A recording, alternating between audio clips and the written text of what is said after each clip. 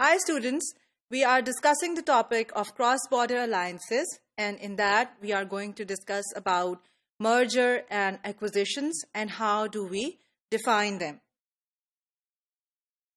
Merger and acquisitions are one of the most common form of international business market. They have seen a tremendous growth over the last few decades because of the reason of globalization. Why do organizations go for merger and acquisition? Why don't they go for establishing an entire new firm in the local market of the new country? That's because it is difficult to enter the local market of an entirely new culture of a new country. And it is difficult to establish an organization from scratch, particularly in a new environment. So merger or acquisition, which means taking over in the local market, merging with them or acquiring them, that is a means of rapid entry into the local market of the new country. That is why organizations, they go for mergers and acquisitions rather than setting up the organization from scratch. Therefore, it is one of the most predominant form of international business systems. According to United Nations Conference on Trade and Development, cross-border mergers and alliances are defined as cross-border M&As involve partial or full takeover or the merging of capital, assets, and liabilities of existing enterprises in a country by TNCs, which means transnational corporations, from other countries. All right. So mergers and acquisitions are usually defined and taken as one similar concept. There are different concepts. So either there is full takeover of assets, liabilities, and existing enterprises, or there is partial takeover. So full takeover is acquiring and partial takeover is merger. So it involves purchase of existing assets and companies. So whatever the existing assets and liabilities of the company there are, they are purchased or acquired by the multinational which is trying to enter the new market in a new country. Now, what is the difference between merger and acquisition? Merger is the result of an agreement between two companies to join their operations together.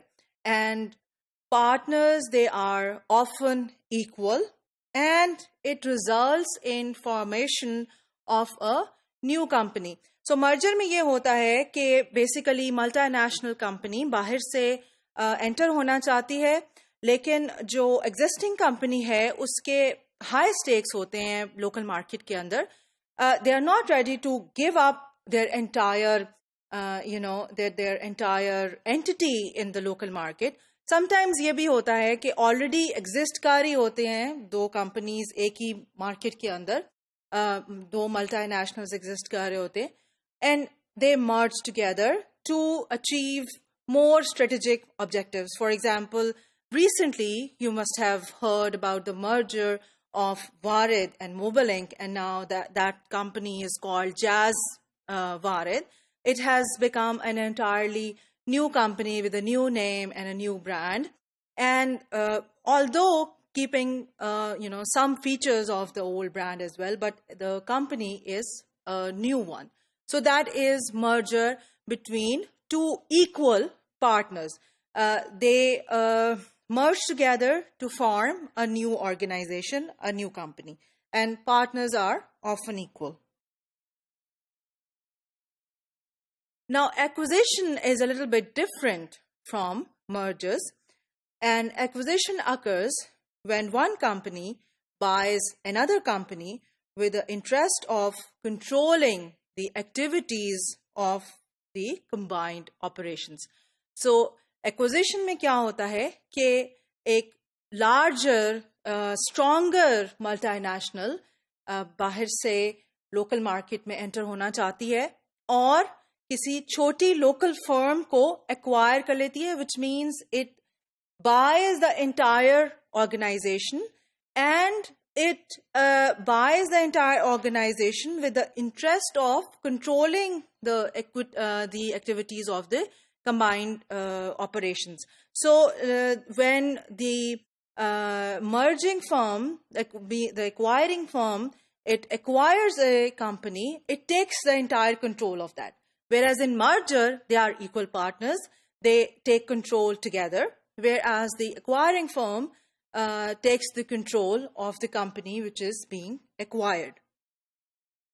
In a merger, two companies form together to make a third new company, whereas in acquisition, the acquiring company keeps its legal entity and integrates a new company into its activities. So in acquisition, a smaller firm, usually a weaker firm from the local market, is acquired and becomes a part of the acquiring company.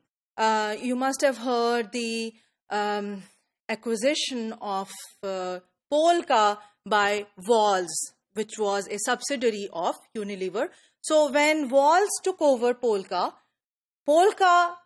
stopped operating, whereas Walls did not lose its name or its entity. It was then called Walls in Pakistan as well, whereas you may remember that Polka was the main ice cream seller in Pakistan, but when Walls came, then Polka, there was no Polka at all. So it completely wiped off the smaller firm. So that is an example of acquisition. You can see in this slide that in merger, company A and company B, they form together to make a new company C.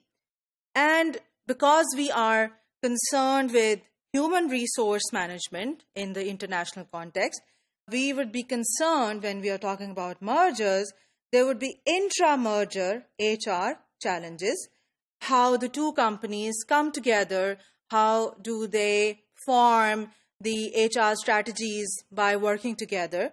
And on the other hand, you can see that in acquisition, company A and company B, they come together and company A buys company B and B is then no more. The company A is the acquiring firm which will remain existent and B will lose its entity.